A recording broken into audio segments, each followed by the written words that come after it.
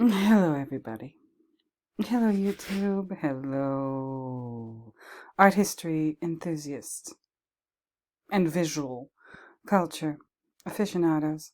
It's me again, Miss M, and I'm back with yet another video. Today, what are we gonna do today?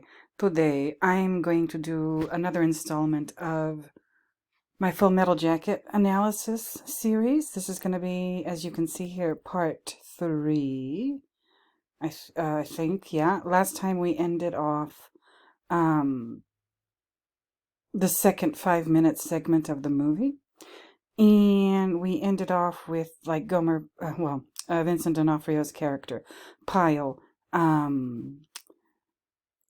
following the platoon with his pants around his ankles and sucking his thumb and everything. That's where we ended off with Full Metal Jacket, and I have so much to talk about with regard to this movie. This time I have been showing it to a group of people, and in that group of people there are a bunch of veterans.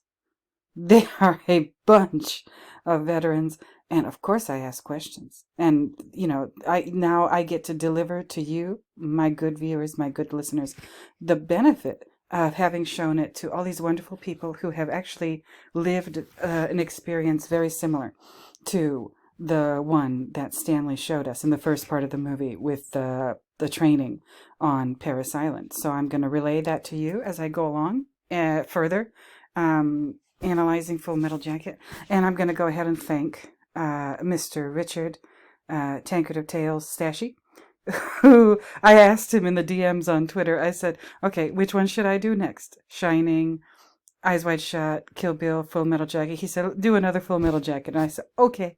So here it is. Okay. So now before I get into that, I want to do my church announcements. And this time, church announcements are going to be a little different. Okay. I'm going to unveil, I finally got it up and running. It took me long enough. My little shop where I do my special oversized postcards. And this is the first video I'm going to showcase it. And I got, I got my website together. I got my little shop together. And if you're interested, just go ahead and mosey on over there and order you one of my oversized greeting cards. But you guys, it is time. It is time for you to fire up the percolator. And get your coffee stuff together. Get your coffee, cookies, donuts, cinnamon buns, honey buns. If you're an American, you know what those are. Honey buns, little Debbie cakes, Hostess, whatever you're into. Whatever, like I said, you could have a tuna sandwich with your mocha latte. That is none of my business. But go get your coffee stuff together. Get your fun place to sit where you like to relax, and let's do this. Returning viewers, thank you for returning. New viewers, thank you for being new. Subscribers, thank you for subscribing. I appreciate every single last one of you. So very, very much.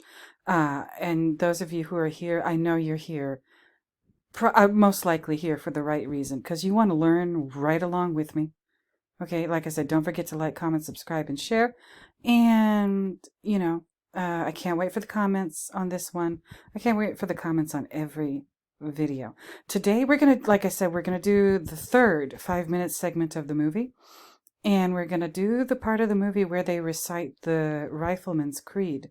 I'm going to find that on Wikipedia and read it to you out loud, because according to the veterans I've shown this movie to, that is truth. That is fact. Yes, they do recite that, like at bedtime, like it's shown in the movie. Anyway, and I've learned some interesting tidbits of information.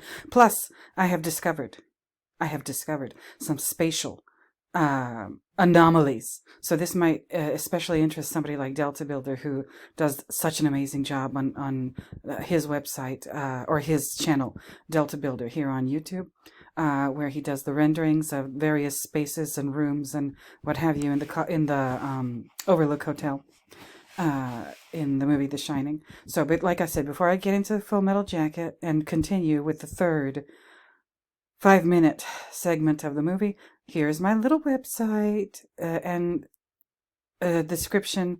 I'll put the website in the description. I sprang for a domain name. It's called the artobjectsof.com, because that was the only one that was available. Okay, that was similar to what I'm doing. So here's the home page. You scroll down. Here we are. If you want to sign up for newsletters, feel free. Yeah, and there's little links to my YouTube, the bird, the Twitter, and Instagram. And this is, she's my cover girl, The Japanette by Charles Dana Gibson. She's my cover girl. I featured her recently in my community post. And my internet's a little slow tonight, so I can't do anything about it. But there she is. Okay, and when I say oversized greeting card, I mean oversized greeting card. I have yet to find greeting cards that are anything similar to what I've got here for you. If you want to purchase one of these, you click on the picture, and you will click on shop, click on the picture, and it will. This is slower than molasses in January, but there she is, and now it's loading the picture. Oh Lord, always technical difficulties. My Wi-Fi has been terrible lately, but maybe this is like God telling me not to do this. I don't know, but this is the info on here. This is the price. This is where you add it to your cart and order. And if you order one or two or however many you like, it'll get to you within 7 to 10 business days. I'm doing this only in the United States now because I'm not yet kind of comfortable dealing with international shipping. But maybe one day I will be. Anyway, there she is. Okay, and this is one of my favorite illustrators. This is one of my favorite American illustrators, Charles Dana Gibson. This is, I think, from a book illustration circa 1912, okay? And there's just something exotic and romantic about this image that I find very beautiful. So, yeah, go ahead and order if you so wish. All right. And that's that. And I'm going to do a special one that is not going to be for sale. I'm going to do giveaways of like oversized greeting cards with photos of like famous shots of The Shining, and do like just a giveaway. Okay. So there's that. Go ahead and check it out if, like I said, if you're interested. Now that I got all of that out the way, coffee, church announcements, plugging my little website, merch, if you will. Let's get into it. Let's get into Full Metal Jacket. We're going to end here. Okay, we're going to end here. But, oh dear, hold on. Okay, so here we are. There we are. This is where we left off. Like I said, with Pyle, with his pants around his ankles, sucking his thumb. He's just messing up left, right, and every which way in this movie. And, he's paying the price for it by getting humiliated. Getting humiliated by Sergeant Hartman. And again, the veterans that I showed this movie to, they said, oh, yes, this is real. This is real. This kind of harsh, extremely harsh treatment. And the verbal, abuse that Arlie Ermey does in this movie. This is very true to life, true to life, to the experience of being in an environment like this. I'm gonna probably have to pause a couple of times to queue up to screenshots that I really want to show you, so bear with me. I'm not doing a PowerPoint presentation like I do with Understanding the Shining. This is just we're free and easy with this one. But Vincent D'Onofrio did an amazing job in this movie. And again, why is Pyle there? Is he there as a result of what's called McNamara's folly? Or is he not at all what we're being shown in the movie? Is maybe Pyle, his real name is Leonard Lawrence, maybe he's not nearly as slow-witted as we're being led to believe, because we're seeing, who's the storyteller of this movie? Joker. Joker is the one telling us the story here. We're seeing it through Joker's bespectacled eyes. Okay. And I'm going to, hopefully, don't forget, I'm going to talk about those glasses a little bit today. Um, so maybe he views Pyle with like this enormous amount of contempt. And he's not, and Pyle maybe isn't even really like that in the real world of the movie that we're not seeing. We're not seeing the real experience or the real interpretation of the experience. We're seeing it through Joker's perspective, his glasses, his eyes. Okay, so poor Pyle. Uh, he's gonna suffer because he's not as capable as all these other guys. But again, is this really the case, or is this just Joker's opinion of Pyle that we're seeing portrayed or depicted in this movie? And yes, I do believe that this movie is a continuation of the Manhattan Project thing that I've been talking about in many of my recent videos regarding The Shining. Because, again, the two bombs that were used on Nagasaki and Hiroshima were called, I think it was Fat Man and Little Boy. Well, if you take a look at Pyle in this shot, that, the very end of the second 5-minute sequence of or segment of the movie, he is a fat man. He gained 80 pounds to be in this movie. And look at him, he's sucking his thumb like a child, little boy. That's what children do. Now, grown-ups, hopefully, most of them, don't suck their thumbs. Just this is childlike or infantile behavior. So he's the embodiment, I guess, of both of those weapons, atomic weapons. So I don't know if I should like tackle this right away. Like, I'm gonna have to backtrack a little bit. Let me just go ahead and do that right now. Hold on. Let me pause for a second and show you something. So I'm just going to do it so I don't forget it. Hold on. Okay, you guys, I found what I wanted to show you. Okay, so my latest Full Metal Jacket video where I do Stanley Kubrick film analysis. What do the names mean in Full Metal Jacket? I did that about a month ago. And I use this as my thumbnail image.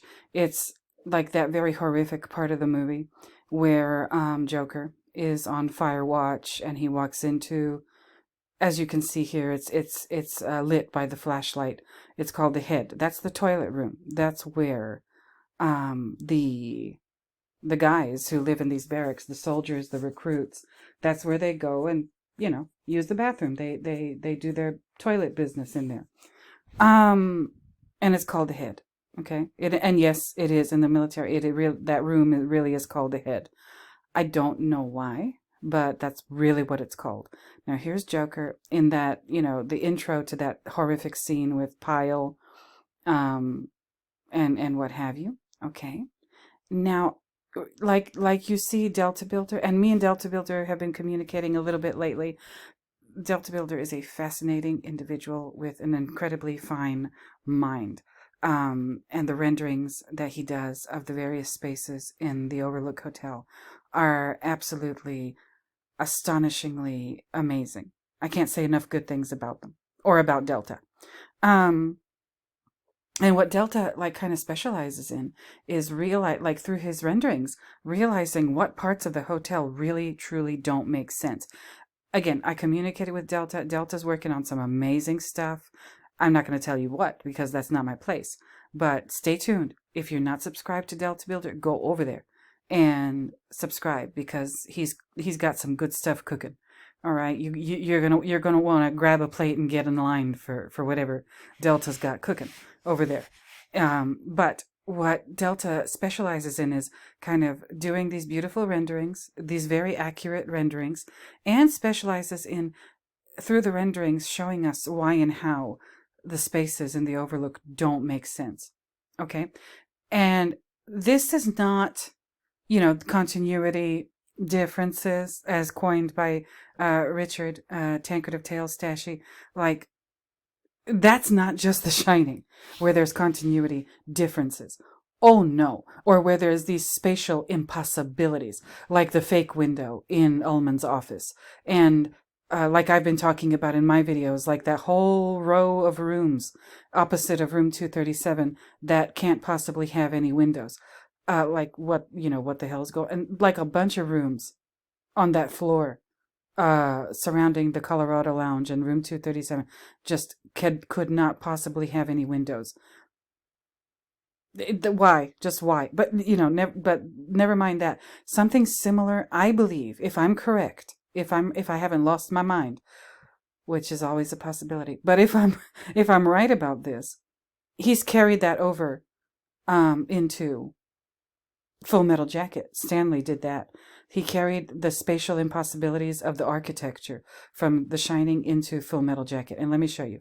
Okay, so the barracks are this long room filled with bunk beds and footlockers. Okay, so the head here, he's flashing his flashlight on the head because he hears like something funny's going on in there, and he's about to walk in there and investigate. So when he walks into this toilet room, the head, he walks in, and in order to be like in the toilet room proper, the toilet room has like this entry area, and then from the perspective of somebody walking in there, you walk into this door, you take however many steps, however many feet, and then you turn left, and then you look down this another long room with a row of toilets on each side. Okay, let me show you this. All right. So now you see this is the head, and opposite the head, which you might or might not know about, from watching the movie, from watching Full Metal Jacket, opposite the door directly opposite of this head, the toilet room door, is Sergeant Hartman's quarters. Is Sergeant Hartman's area where he lives and so he doesn't just go home at the end of the day after he's done yelling at these guys.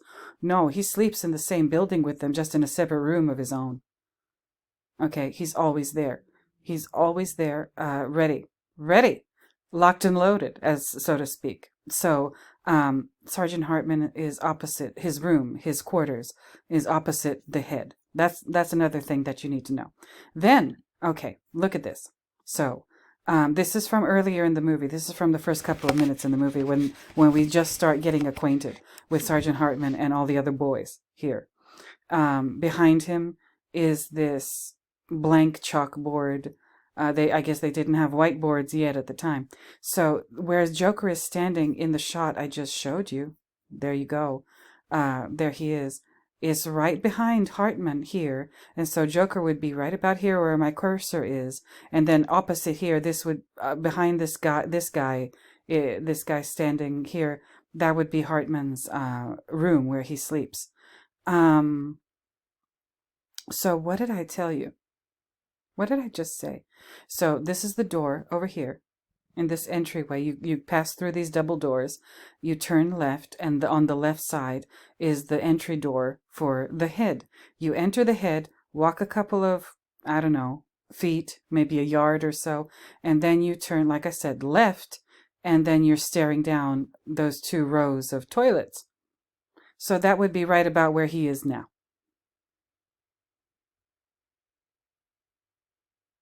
You follow me? Does that make sense? That the toilet room, you enter the head in this, go past these double doors out behind this guy here, enter the door that's on the left, and then enter the door, walk however many steps, and then turn left, and then there's the long room filled with toilets. And that long room filled with toilets has windows. They're above.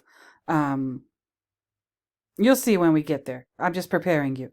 But they're above Pyle, on the wall above Pyle, where he sits down and does his horrific act.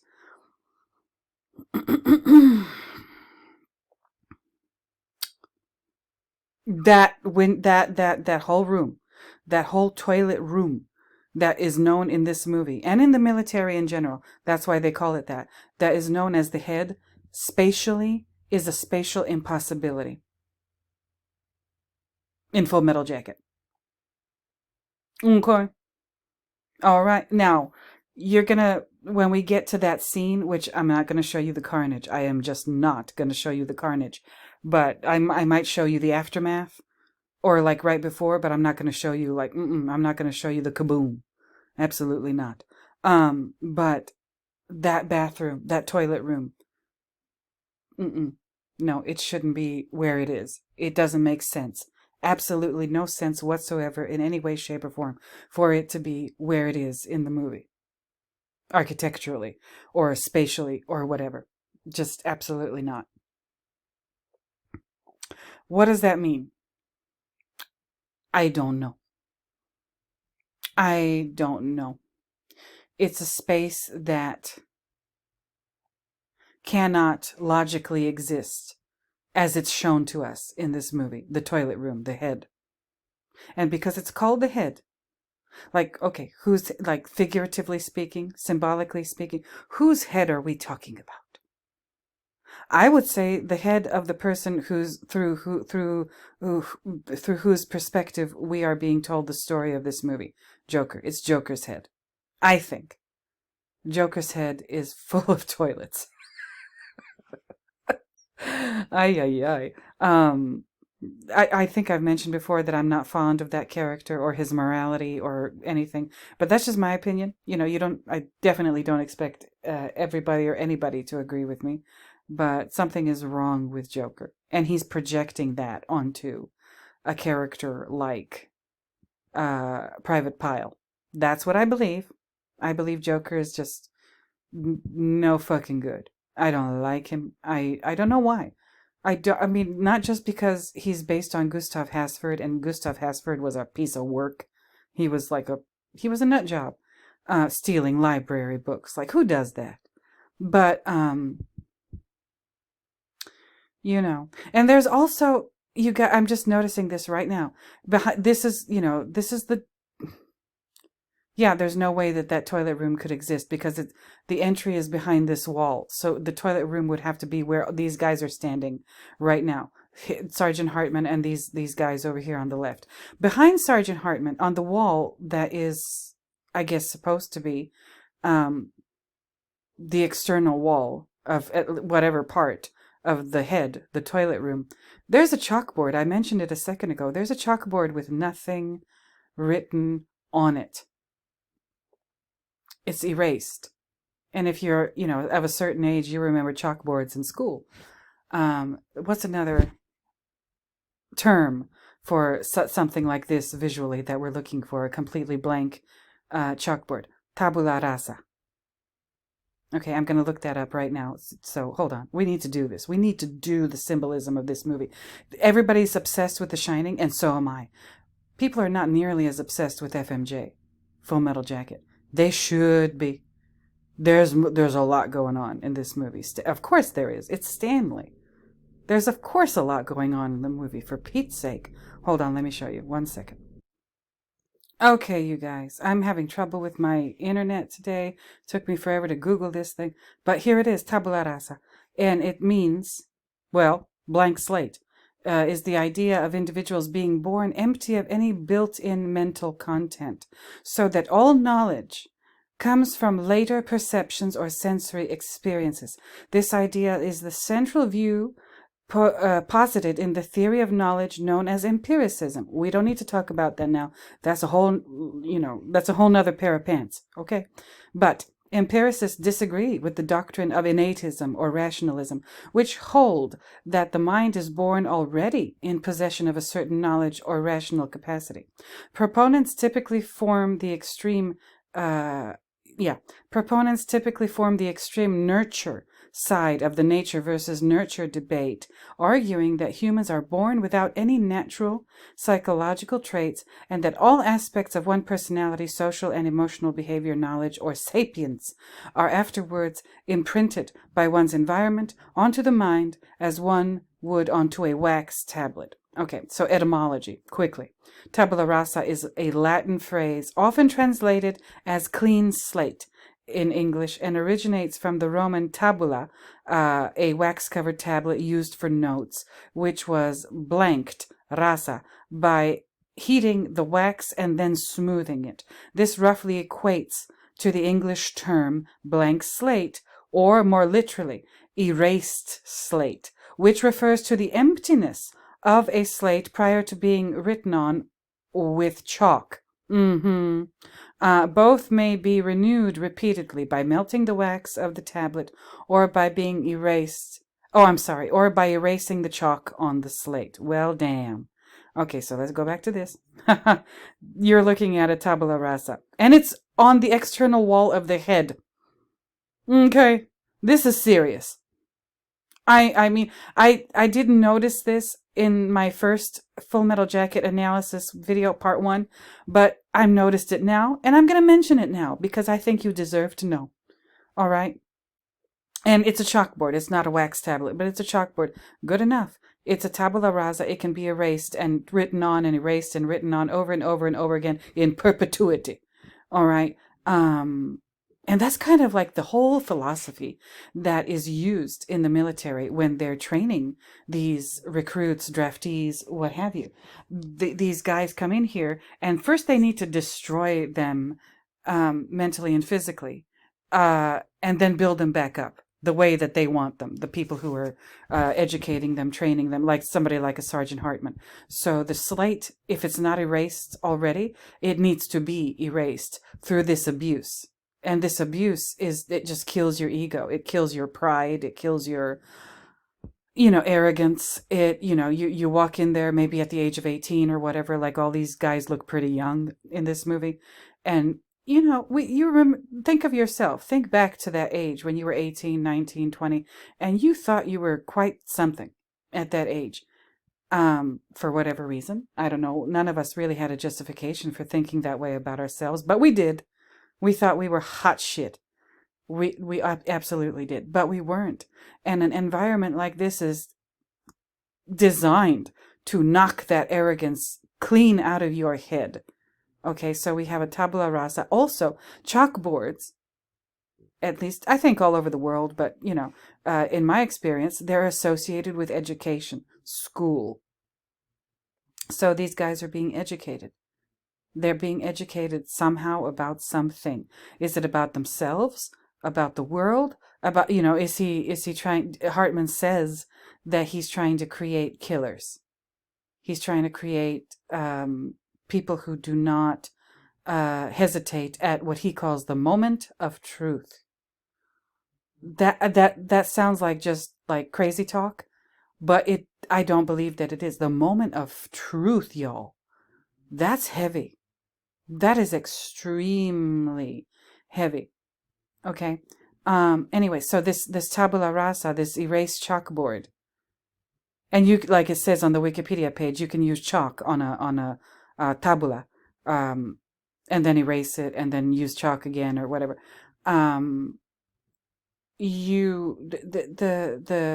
chalkboard represents education, learning. And the blank chalkboard probably represents the beginning of learning before the lesson has begun, and that's kind of what's going on here. They're just starting out. This is their first day, okay, and they're all terrified, and they don't know what to expect yet, and the whole thing. And again, the tabula rasa is on the wall, external to the head or the toilet room. But like I said, the toilet room, as we see it in the movie, is impossible spatially. It doesn't make any sense whatsoever. It shouldn't be where it is, or it couldn't. It can't. If this was real world, it would be where these guys are standing now, which is impossible. Absolutely impossible. So that's one thing I wanted to cover. What another thing? Well, I'm gonna cover, like I said, the Rifleman's Creed, and so on and so forth. So you guys, I've been talking for half an hour, did my church announcements, told you to go get a cup of coffee and something fun to eat, and find a nice place to sit. I told you about my greeting cards and so on and so forth, and we're getting into Full Metal Jacket. This is, this might be Stanley's most underrated movie, because people are too busy like trying to deal with all the noise. And I think that's part of Stanley's genius plan. So let me go get my own little cup of coffee, and I'll be right back, and then we're going to get into it. We're going to get into the Rifleman's Creed. We're going to get into Joker and Cowboy's glasses, I think. And that's that. So stay tuned, stay put, don't go nowhere. I think we're going to have a lot of fun. So just a minute. I'll be right back. Okay, you guys, I'm back. And we're going to go to where we're supposed to be today. So I already covered all of this. Tabula Rasa. Basically, this is a classroom. These barracks are a classroom, and Sergeant Hartman is the teacher. He's the teacher, and the chalkboard represents education. It also represents a clean slate. A clean slate on the external wall of the head. Okay. All right. So, whatever. Let's get into it. Like I said, like the interior of the head of the bathroom should be about where these guys are standing, or maybe over on the other side of this wall where this window is. Again, either way, impossible. Just impossible. So let's hold up. Where are we? Oh yeah. We just saw Pyle, right? And this is the part of the movie that this is like a big part of this 5-minute segment. So we end off here and we get into this. And again, the number 7, look at it. And then, we pass by a pillar that obstructs our view of Hartman as he's walking down this room, this barracks room. Number 7, pillar, column, whatever. And as he says, tonight you pukes will sleep with your rifles. Okay. What else? You will give your rifle a girl's name. A girl's name. That has always, and I do mean always, fascinated me about this movie. Like, there's obviously, speaking as a woman, there's obviously a hatred of women here. You guys know, if you've been with me for however long, you should know by now that I don't subscribe to feminist beliefs. I think they're disdainful. Like, whoever thought that up, basically, they're telling women that we're not smart enough to act in our own best interest. That's what feminism is there for. We're all idiots. All of us. If you're female, you're stupid, and you're too stupid to know what's for your own good. I resent that. I really do. It's demeaning. It's insulting. It's demeaning. I don't like it. But Stanley, again, people like freaking Bjork, and not just him, like that idiot Sneezy the Snowman.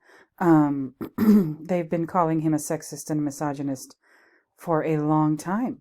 And I found some, like I think in the last video I showed you some interesting articles further exploring Stanley Kubrick's alleged sexism and misogyny. I am sick to death of it. I'm sick to death of it. Are these people just like blind or stupid, or just like so committed to promoting themselves through, latching onto and holding on for dear life to some kind of ideology? Is that all? Is that the only way they can get shit done? I don't know. I don't know, but this does fascinate me about this movie, that the rifles are given female names, a girl's name. Okay, and we find out Pyle's rifle's name later in the movie. Her name is Charlene. Okay, we don't find out anybody else's rifle's name, girl name. No, just Private Pyle's, which is interesting. Anyway, number 7, he's walking down this, look at this, again, I can't get over this floor. The color of this floor is it's red, but it's kind of like a little bit muted red color. And the walls are that sage green, again, very uranium-esque green color. Okay, and this is nighttime, it's bedtime. They're supposed to go to sleep now.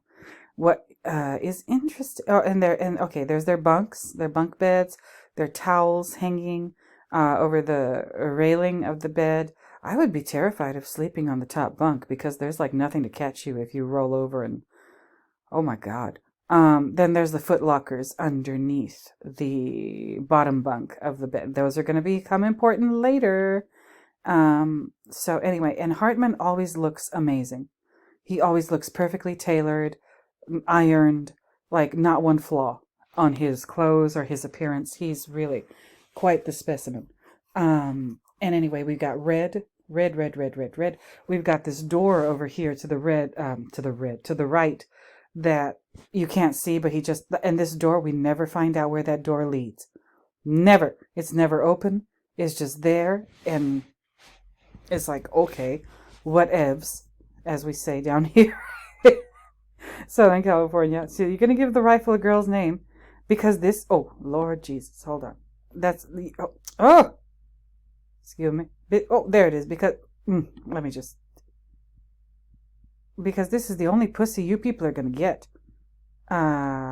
Your days of finger banging old Mary Jane Rottencrotch are over. Okay. You are married to this piece. This weapon of iron and wood, and you will be faithful. Holy shit. That should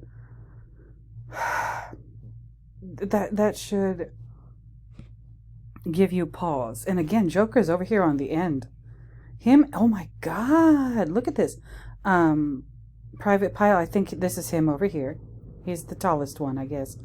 And there's Joker over here, and then there's Cowboy right next to Joker, and they're both holding their rifles, and I'm looking for like anything that sticks out. And again, in the beginning of the movie, Joker started out closer to where Pyle is, and then in that first couple of minutes, somehow Joker, or one of them, I can't remember one, you're going to have to go watch part 1, and so am I, because I don't remember, but they switch.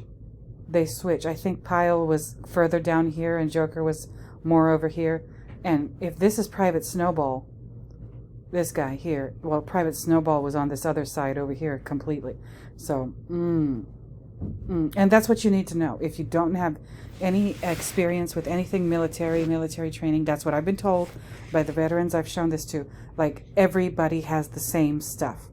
Everybody has the same clothes, the same shoes, the same, as you can see, underwear, just everything. There's no individuality here. It's complete conformity with their clothes, their shoes, even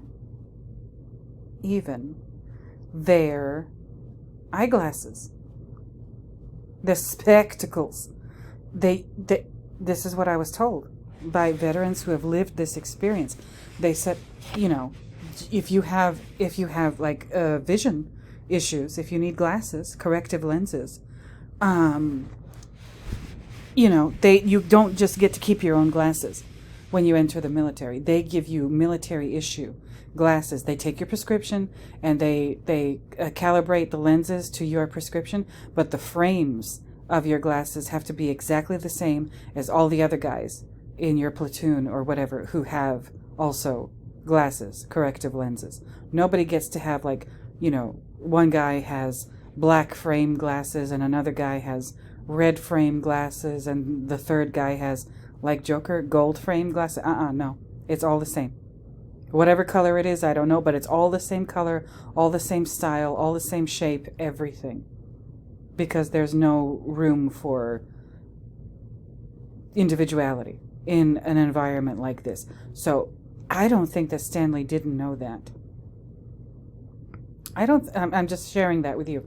Stanley did not, he was probably not ignorant of that when he made this.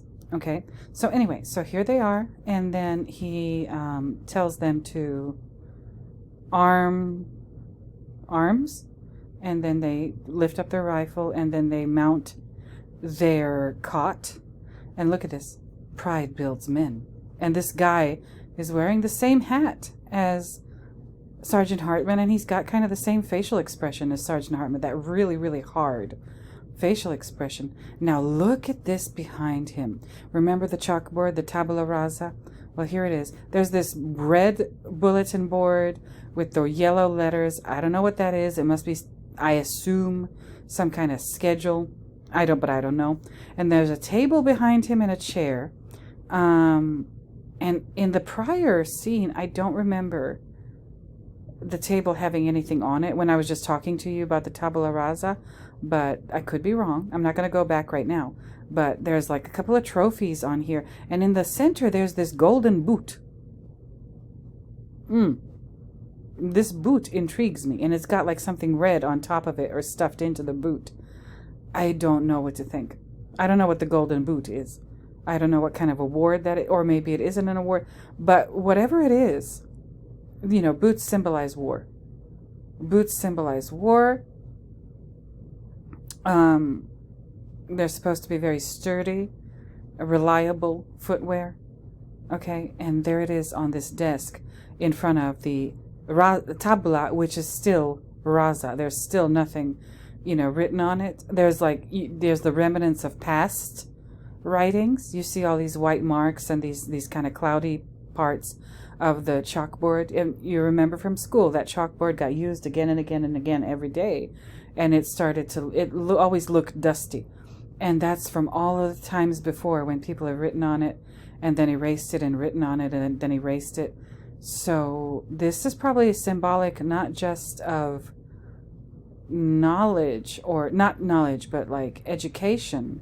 But this is symbolic of all of the education that's probably taken place over the centuries of mankind, all over the world, in every place, especially in a military environment.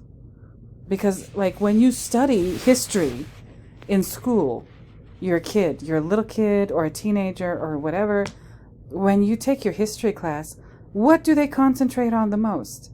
It seemed to me anyway. War. Armed conflict of this, that, or the other kind. When you're learning about history, you're learning about this war, that war, the third war, the fourth, like 20th century history. When you learned about 20th century history, you learned about World War One. If you're an American, you learned about World War One, World War Two, the Korean War. What else? Vietnam, which they don't really tell you very much about. They don't tell you very much about Vietnam. They just tell you that basically it happened and they were fighting communism, allegedly.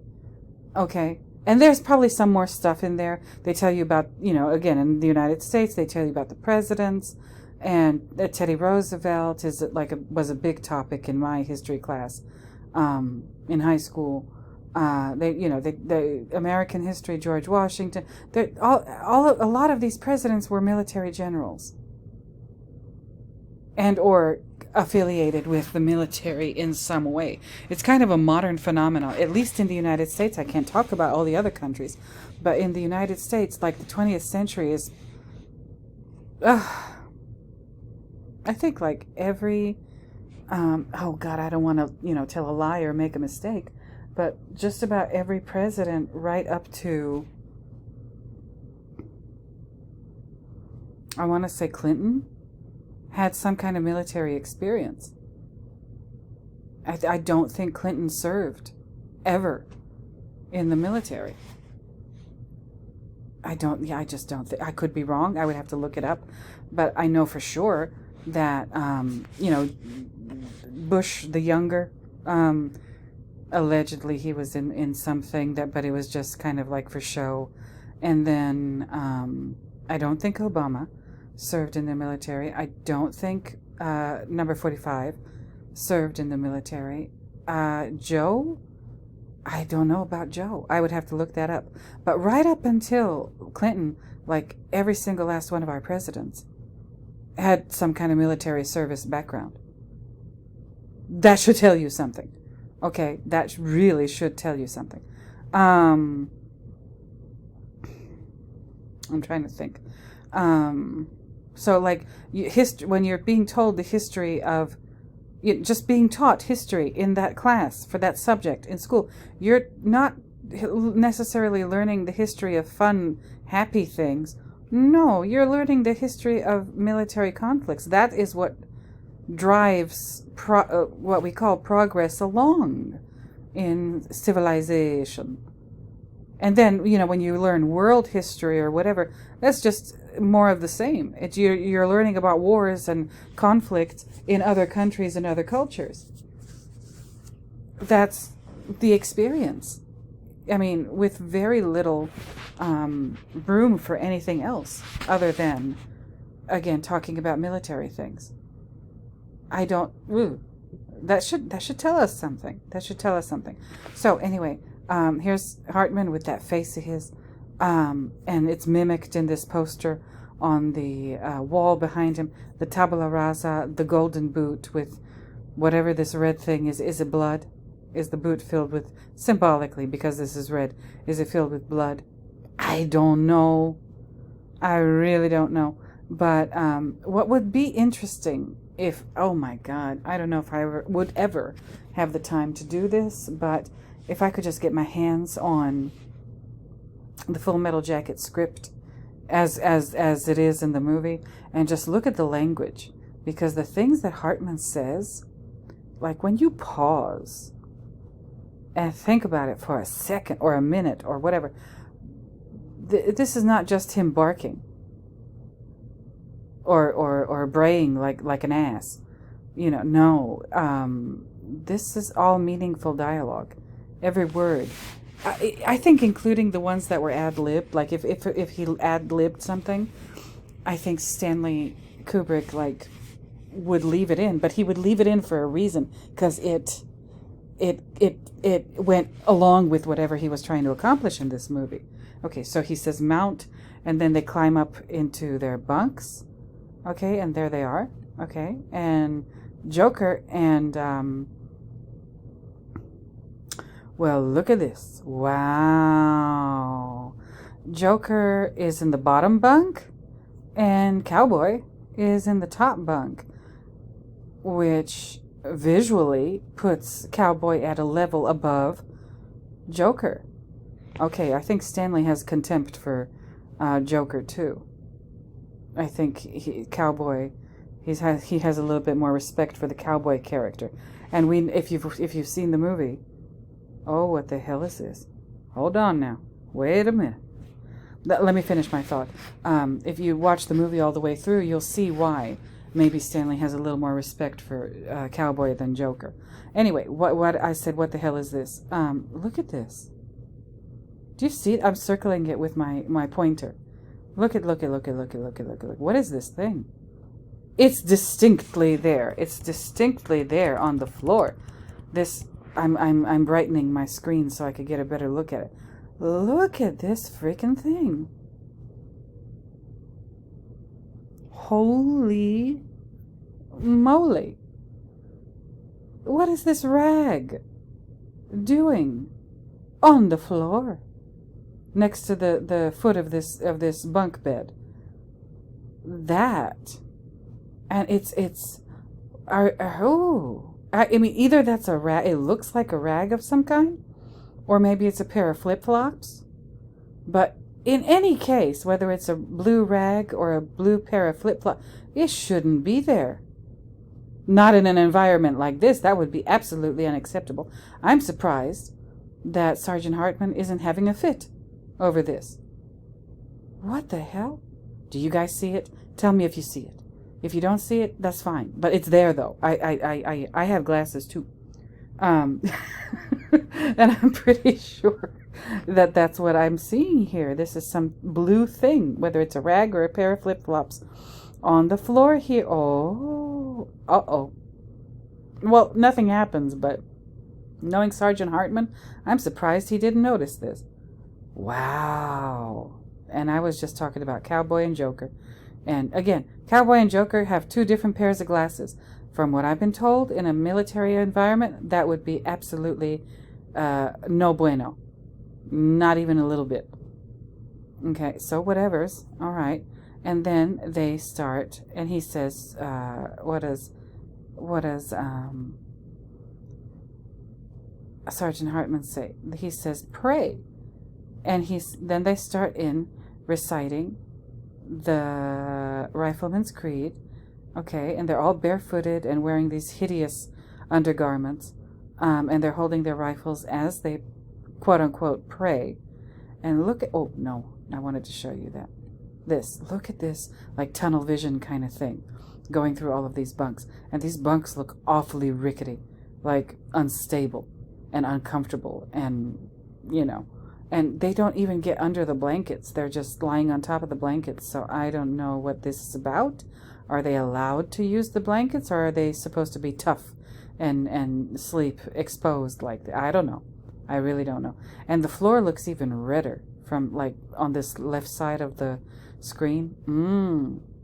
This reminds me of The Shining, where all the blood spills out of the elevator and it coats the floor and the walls and everything.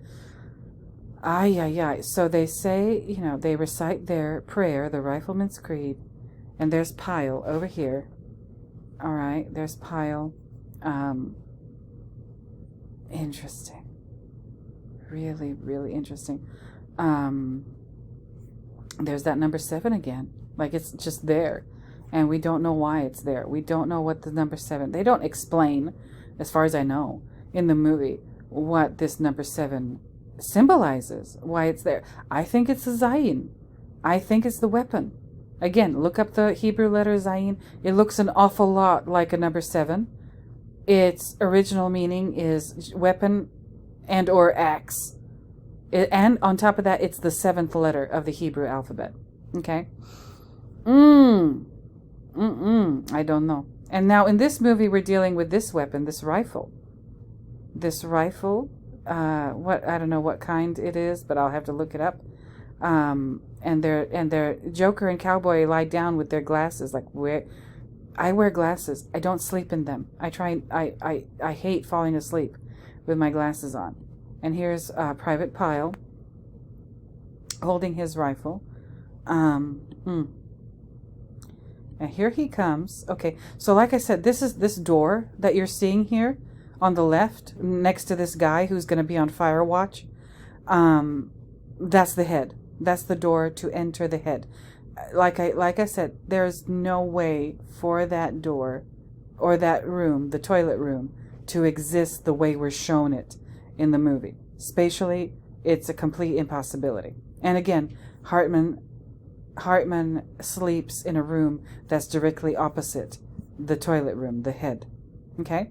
So, And then he says, at ease. And then he says, good night, ladies. Again with the damn ladies.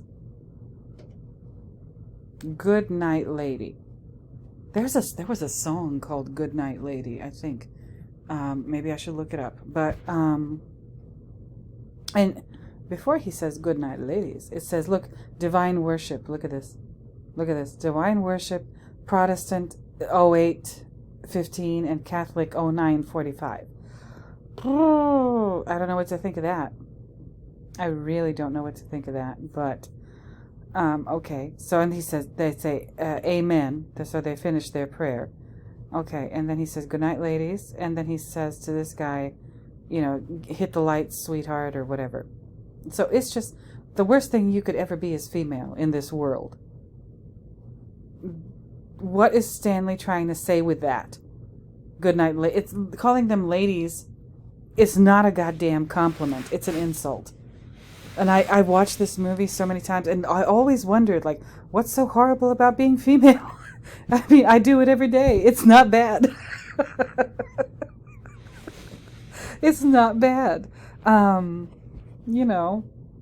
But I don't think that this makes Stanley Kubrick a misogynist or a sexist, a woman-hating director. I don't think so. I think he's just nuts and crazy about women, and he respects women in a way that maybe even, like, our culture might not respect women, but Stanley does. He absolutely does. And by talking about women and femininity in this way that I just showed you, good night, ladies, and whatever, And, and you give your rifle a girl's name. A girl's name. And you're going to be married to this So is Stanley telling us something with that? I believe he is. Otherwise, I wouldn't be mentioning it. But is he telling us that women and their femininity and their the weaker sex, as we're called, or the women's gentleness and their softness and their femininity in general is weaponized, or their sexuality is weaponized, and that women have how much of a, and if that's the case, how much of a say do women have in that arrangement? Like, we women, did we choose that, or did somebody just choose it for us? And now we just have to deal with it. Just like these guys, the flip side is that these guys have to deal with this. This is a very male, macho environment. And maybe they don't like it, but they just have to, put up with it. There's a war going on and they got drafted, and that's that. They can't run away, because that would bring on a whole another set of problems. But it's kind of like Kill Bill, if you think about it. These guys, their rifles are given a girl's name, and they're feminized. And guns and rifles, that's why it's so confusing. Usually, firepower, it actually doesn't matter, but like guns or swords are usually thought of as phallic symbols for obvious reasons. I don't need to get into the gory details, but they are. They're thought of as phallic symbols. Why the hell are they giving it a woman's name? Kind of like the women in Kill Bill.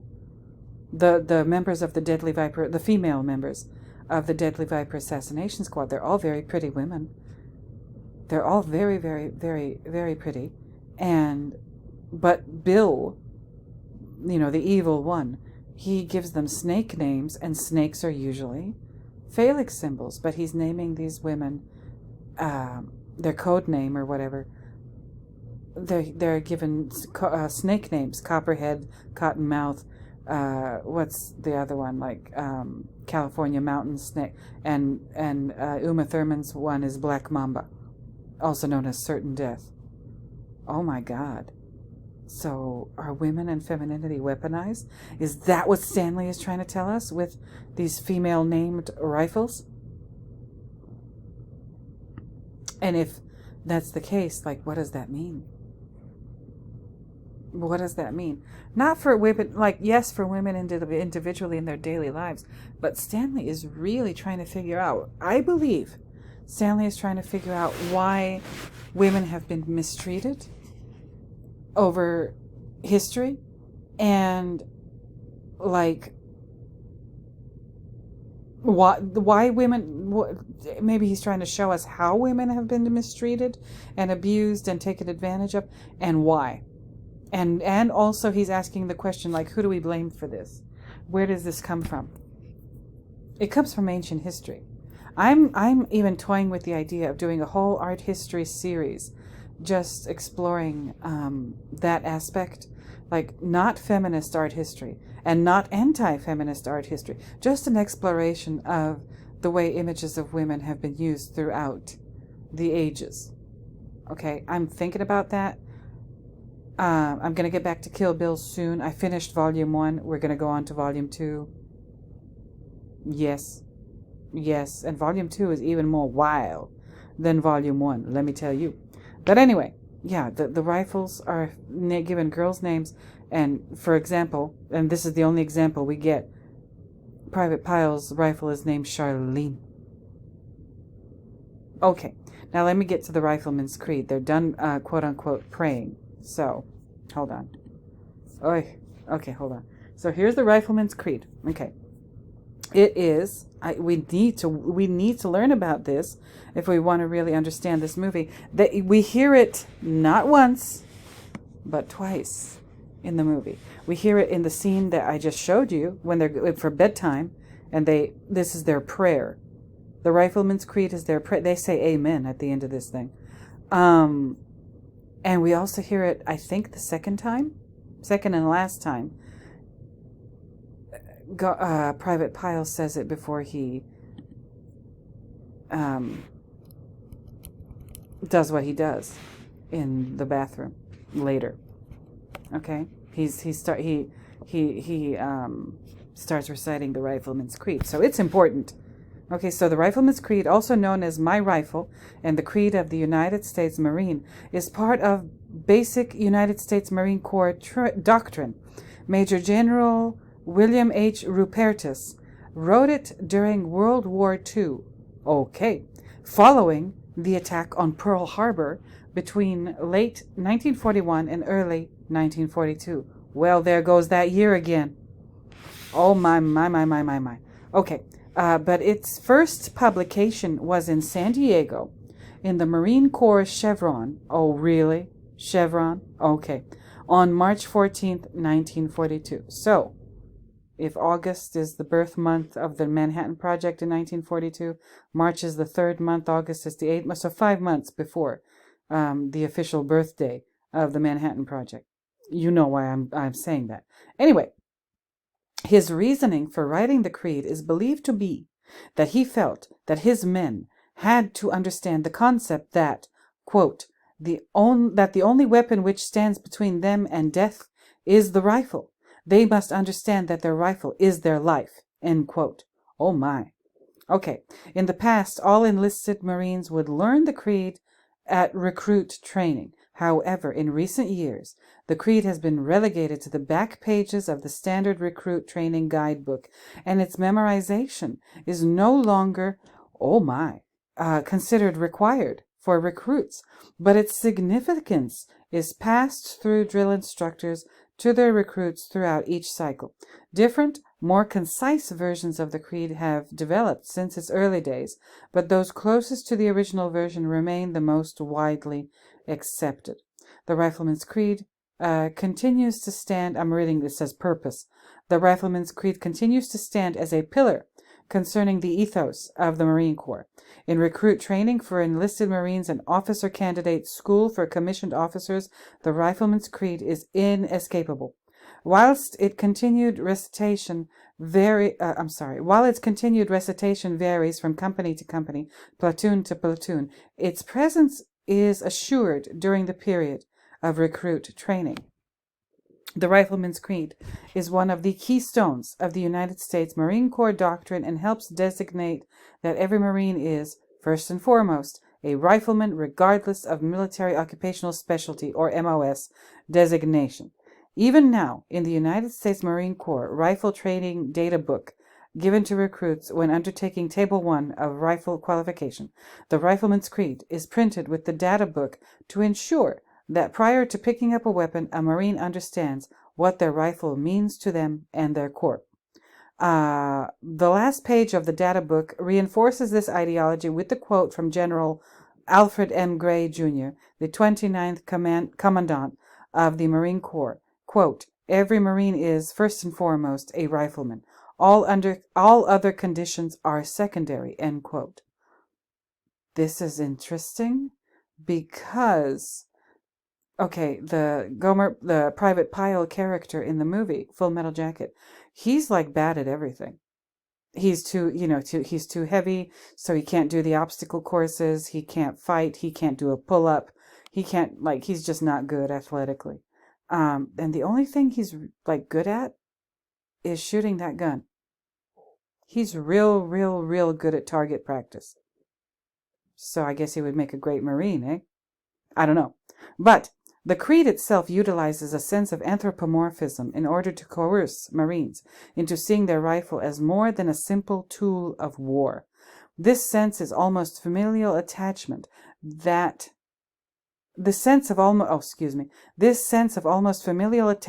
Marine feels towards their rifle is paramount. As a Marine would never leave a man behind, they would also not leave their rifle. Well. Okay.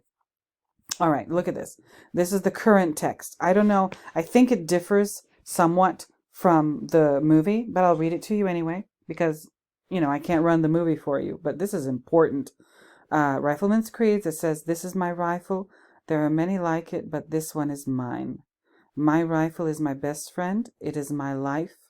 I must master it as I must master my life. Without me, my rifle is useless. Without my rifle, I am useless. I must fire my rifle true. I must shoot straighter than my enemy who is trying to kill me. I must shoot him before he shoots me. I will. My rifle and I... Oh my God. Okay, my rifle and I know that what counts in war is not the rounds we fire, the noise of our burst, nor the smoke we make. We know that it is the hits that count. We will hit. My rifle is human, even as I am human, because it is my life. Thus, I will learn it as a brother. I will learn its weaknesses, its strengths, its parts, its accessories, its sights, and its barrel. I will keep my rifle clean and ready, even as I am clean and ready. We will become part of each other. We will. Before God, I swear this creed. My rifle and I are the defenders of my country. We are the masters of our enemy. We are the saviors of my life. So be it, until victory is America's and there is no enemy but peace. Now I'm wondering, I don't know the differences between this and what they say in the movie. I know that there are some differences, and those differences, if they're there, and I think they are, they must be significant somehow. I'm going to have to revisit this topic and do a little bit more research, a little bit more analysis to get a better handle on this, because this is, again, heavy. Our Stanley, he could have chose not to put this in the movie. He could have said, you know what, that's not important. He could have told his story in the movie without including the scene of these guys, quote unquote, praying. He could have done that. And he could have omitted that from the, climactic scene with Pyle in the head. He could have done that too. Yep. But he didn't. He didn't. In popular culture, this is kind of interesting too. This is not a big or long Wikipedia page, no, but it says in popular culture, the Rifleman's Creed is used multiple times in Stanley Kubrick's 1987 film Full Metal Jacket, including the now famous scene involving Private Pyle and his partial recitation of the creed in the bathroom prior to his murder of Gunnery Sergeant Hartman and his subsequent suicide. This second sentence, I don't agree with this. I've read this. Through Kubrick's continued use of the Rifleman's Creed throughout the first section of the film, it represents the dehumanization of the recruits as a whole. I don't agree with this. I don't think that it represents the dehumanization. I think it represents education.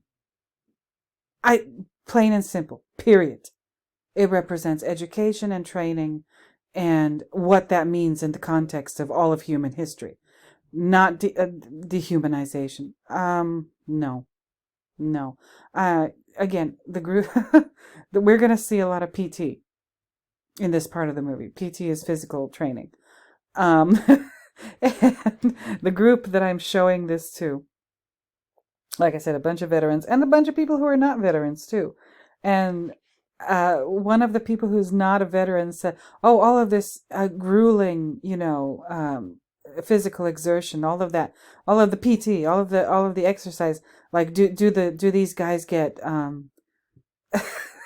do these guys get PTSD because of all of that exercise?" And one of the veterans was like, "No, this is not going to give you PTSD."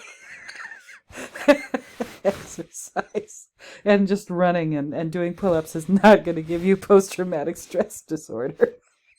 Absolutely not. But I mean, I've had moments like that while showing this movie, and I'm just so thankful and so appreciative of them contributing their experiences and their perspective and everything. But another thing, like, I'm wondering where the hell this came from, because it says continuous use. Where is that thing? Hold on. Oh yes, continued use of the rifleman's cream throughout the first section of the. I don't know what I'm like. Maybe I'm not paying enough attention or close enough attention.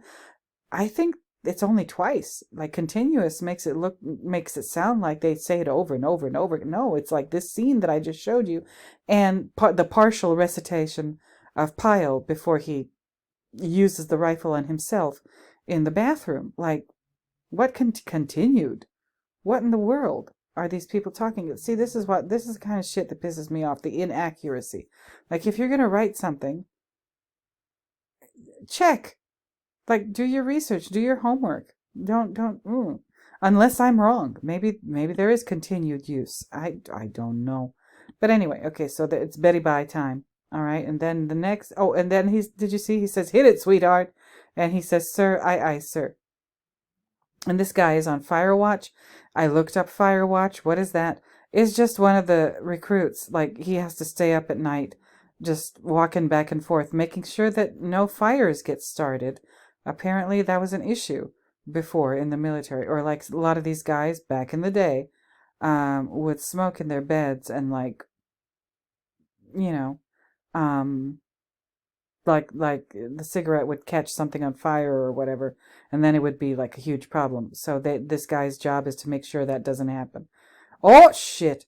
Hold on now. Wait a minute. I hope it doesn't move. Okay, so Sergeant Hartman makes a right. I don't know where he's going.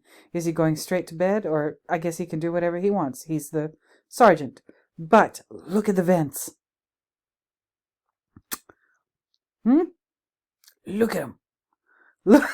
Look at him over here. You got this fluorescent light hanging from the ceiling, and like right above it, do you see this? Where I'm moving my cursor? Those damn vents. Richard, if you're listening, we got vents in this movie. We sure do. I'm tickled pink that I found some vents here. Oh, lordy, lordy, lord. Well, what do you know? What do you know? They have vents in Full Metal Jacket. It's not just in The Shining. And again, oh my God, wait a minute. Okay, I was watching this movie the other day. There's radiators in the head. I'm just saying. I don't know about this room where they sleep. I'm going to have to take a better look at it. But there's radiators in the toilet room, the head. And then there's vents in this hallway. You know, I know that a lot of you, especially the commenters or the people who watching this who are very critical of me and my observations and my interpretations of my observations. Okay, you might think I'm some crazy lady. Cool. But the fact remains, there are vents and radiators both in The Shining and now in Full Metal Jacket. Oh yes. Oh yes. So, and in this part of this is not the room where they sleep. This is the outside of it, this hallway where the head is, and then Sergeant Hartman's bedroom, and then he turns right. I don't know where the hell he's going, but you know, there's a freaking vent. Oh, I'm so happy I saw this. Now what does it mean? I don't know, but I know it means something. This is Stanley Kubrick we're dealing with. Let me jump over. Yeah, this room, as far as I know, I'm not seeing any radiators in this room. I mean, is that just to toughen them up? I don't know. But there's no Look, there's no I'm gonna have to go through this with a fine-tooth comb. But there ain't no radiators in this bedroom or this enormous multi-use bedroom. Like there's radiators in the bathroom. I guess you need to be warm when you're pooping. I don't know. And then there's a vent in the hallway. And I don't see any vents in here. I don't see any vents in the room where all the beds are. What the hell, Stanley? What you doing? Okay, so all right. I hope I don't get a copyright strike for this shit. Don't you dare, Warner Brothers. Don't you dare. If you can let those jokers run like full clips of the movie, don't you dare try to get on my ass about showing screenshots. No. I'm only making like 1 cent a day. Don't do it. Don't mess with me. Anyway, so here they are after the Rifleman's Creed thing. And they're doing their little training with the rifle and moving it from left shoulder to right shoulder to all this stuff. Okay, cool. And then he goes from person to person. He yells at Cowboy. He says, "That's not your daddy's shotgun, Cowboy." And then move the rifle around your head. Not okay, cool. And then he gets to Gomer Pyle. He says, "Oh no. What the hell? Wait a minute. Hold on. What does he say to, he says, hold on, let me get it right. Sorry, I'm not going to be able to do that. Hold on. Where's the freaking Pyle? Oh, there it is. Ugh.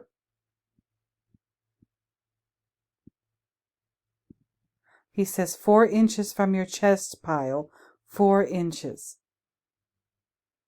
This has got to be some kind of foreshadowing. This has got to be some kind of foreshadowing of what's going to happen in that bathroom. In the head. I'm convinced. 4 inches. Again, 4 inches, maybe that is the rule for this environment. But again, just like in Kill Bill, the number 4 symbolizes death. The number 4 symbolizes death in Kill Bill. The number 4 symbolizes death in Japanese culture. Period. Is that maybe why he's saying 4, or just emphasizing the 4 and showing us that in this scene? I am not sure, but I'm wondering now why 4 inches. Okay, and then this is the scene where they say, "This is my rifle. This is my gun. This is for fighting. This is for fun." So again, like I said, Stanley is even emphasizing it for us in this scene where "this is my rifle, this is my gun." Usually guns are thought of as phallic symbols in art, in symbolism. And Stanley is telling us, basically with the scene, he's like, no, not here. Maybe everywhere else, or lots of other places, guns are phallic symbols, but not in my movie. Not in this movie, not in Full Metal Jacket. They're not phallic symbols. They're something else. They have girls' names, so that automatically renders the phallic symbol thing null and void. I have a lot of thinking to do. Oh my God. And I'm looking for vents. Is there vent? No, there's no vents. I can't see vents here. Oh my God. But okay, this is my rifle, this is my gun. And people laugh at this scene. This is the part of the movie where people do the most laughing. Okay. After Pyle starts kind of like getting a little weird, then it ceases to be a comedy. And look, and that's another interesting part. That's how Stanley draws you in, making it so funny in the beginning with Sergeant Hartman's yelling and all of the ridiculous things he says and all of those insults and whatever. That's hilarious. And again, the veterans in my class, they loved it. They loved it, and they said, yes, this is an accurate depiction. Yes, this is an accurate depiction of this environment and this experience. Absolutely. Okay. So this is my rifle. This is my gun. This is for fighting. This is for fun. Is Stanley nullifying or negating the phallic symbol thing? Or is he emphasizing that whatever weaknesses that these guys exhibit that we're seeing in this movie, in this first part, and then later when they finally get when we finally get to Vietnam, it has something to do with something sexual, something psychological and deep-seated, and also a part of our training as human beings, but we're like, there's something about that we refuse to acknowledge, let alone study and understand and whatever. No, there's something about that experience as a human being. And I don't mean like bedroom stuff. No, I mean like just the concept of it that shapes us as people, but we're too busy living life to even spend a little bit of time like thinking about that, or thinking about that in a way that isn't lascivious or prurient. You know, the way we've been trained to think about it. Like, to get our minds out of the gutter and like really, really just try to understand what the fuck is going on, and why is there so much sexual violence and assault and misery and horribleness, and why are men trained to be this way and think this way, and why are women trained to be the targets of that? No pun intended. Well, yeah, pun intended, but you know what I mean. Okay. Ay, ay, ay. There's a lot going on, and it's not easy for me to do, like, answer that in just one of my little ridiculous videos. No, this is like a serious think. This is a serious think. This is a big think. And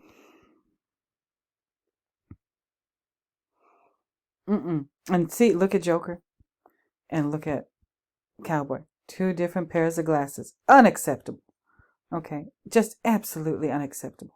But okay, so we got that. And then they go Betty by, and then more PT, more obstacle courses. Okay, and I don't know what like these obstacle courses. They look medieval. They look at this wood. Look at this gnarled wood. And what does the wood symbolize? Something. Look at this. Look at this. The bars that they're climbing across are made of metal. But the thing that's holding up the metal bars is wood. And what did he say about the rifle? It's a weapon of iron and wood. Are these bars iron? I don't know.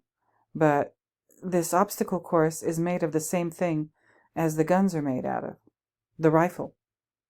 Something to think about. I don't think so. I don't think this should be ignored. These obstacle courses, yeah, apparently they really do look like this, for training and whatever. But again, it's not just about how they look. It's about what they're made of. The same material that the guns are made of, iron and wood. Okay. So they're supposed to, 10 seconds. Okay, and this contraption. Hold on. Oh gosh, it's gonna fuck with me again. Hold on. These like this thing. This looks horrific.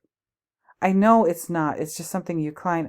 I guess it's to get over a fear of heights, or to, whatever. I don't know what the point of this thing is, but I guess just to physically train them to strength, like have better upper body strength, or whatever this is.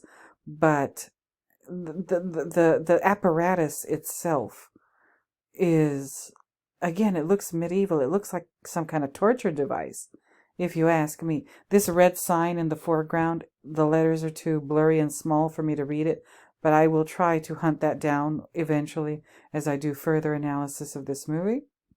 And they're moving across the thing, and they're doing all of this stuff, and then they're pummeling each other with these batons, or whatever those are called. Get over that goddamn obstacle, move it. Okay.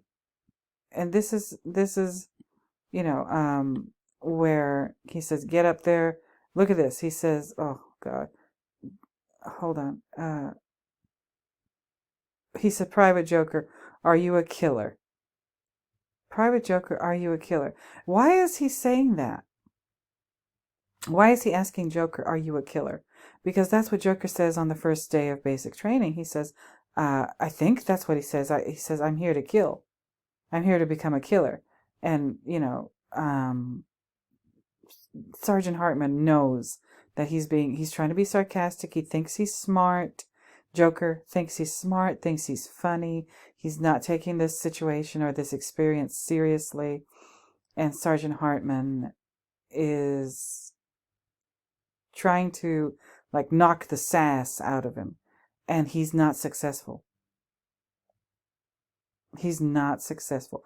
Even when Joker witnesses what happens with Pyle, that still, in my opinion, doesn't knock the sass out of him. And the arrogance. Absolutely not.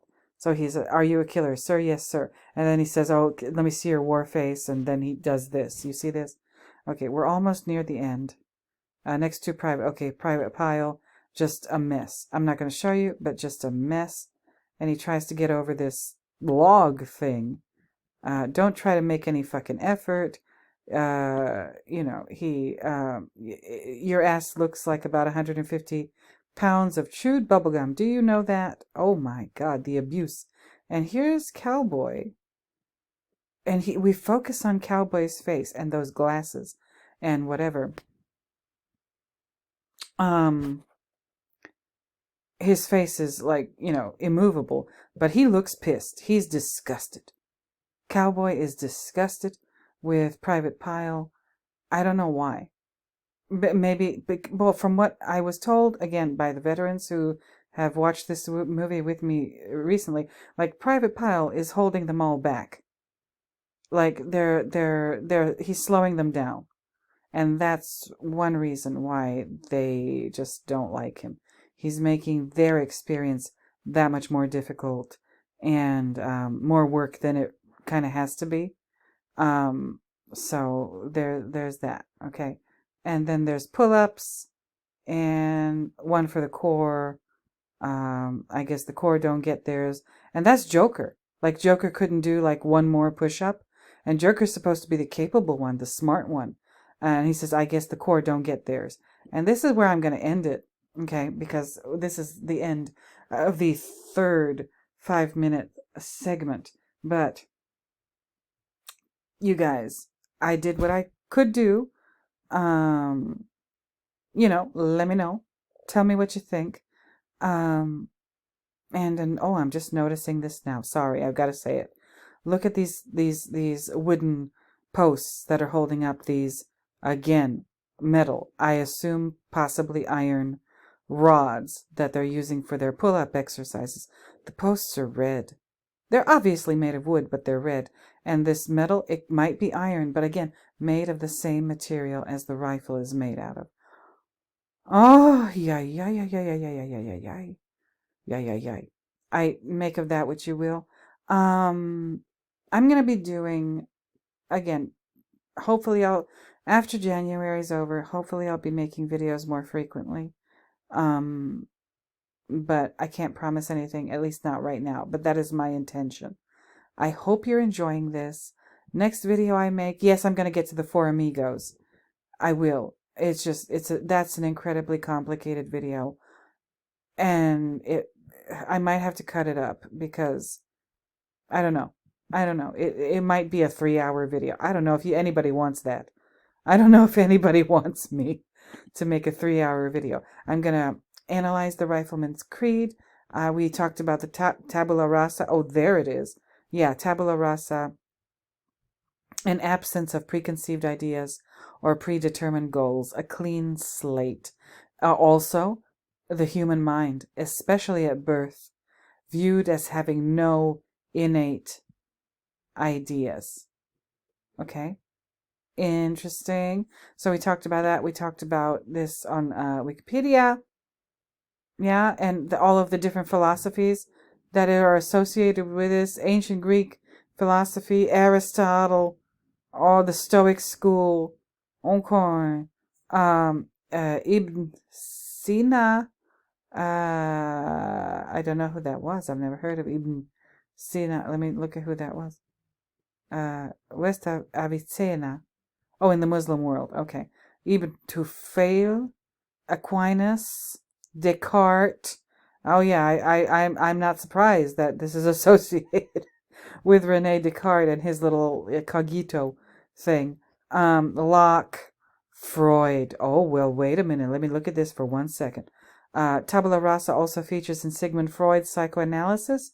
Freud depicted personality traits as being formed by family dynamics. Freud's theories imply that humans lack free will, but also that genetic influences on human personality are minimal. In Freudian psychoanalysis, one is largely determined by one's upbringing.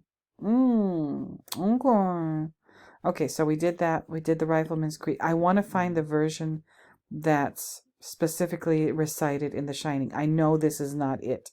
Close, but not quite. I want to see the differences. Okay, so, y'all, I hope you enjoyed the coffee. I hope you enjoyed like several cups of coffee and your little snacks. Um, I hope you if you want to, please go on over to my website, and if you want to order one of my cards, go ahead. There's going to be more pictures in the future. She's just the beginning. The Japonette. I'm going to put like Albert Dürer and other artists that I enjoy looking at their work. I'm going to make that part of my collection. But she's the cover girl. She's the first one. So I hope you enjoyed the coffee. Returning viewers, thank you for returning. New viewers, thank you for being new. Subscribers, thank you for subscribing. I appreciate you all. I really do. If you're here, you're a real one. Yeah, if you've been riding with me all this time, you're a real one. Please don't forget to like, comment, subscribe, and share the video. And I emphasize commenting because I love reading your comments. They bring me joy. So please don't forget to include your opinion if you wish to do so. And that's that for this video. Next video, I don't know what I'm going to concentrate on. I know y'all are hungry for another installment of Understanding the Shining. Yeah, you're maybe some of you, I think Boxy mentioned it in one of his comments. He's anticipating part 21. I might do that next. I want to get back into Kill Bill. I want to get back into Eyes Wide Shut. I want to do this. I just want to disprove this malarkey about Stanley being a sexist, misogynist filmmaker. I am sick and tired of the bullshit. And I'm going to do my little part in, hopefully, I believe, setting the record straight. Or at least showing people how ridiculous they are when they make these ridiculous half-assed assertions about somebody that they just never knew. Anyway, that's it, and that's all. So until next time, people, until the next time when I find yet another reason to talk at you in one of my videos, I'm gonna go ahead and bid you bye-bye. So bye-bye, everybody.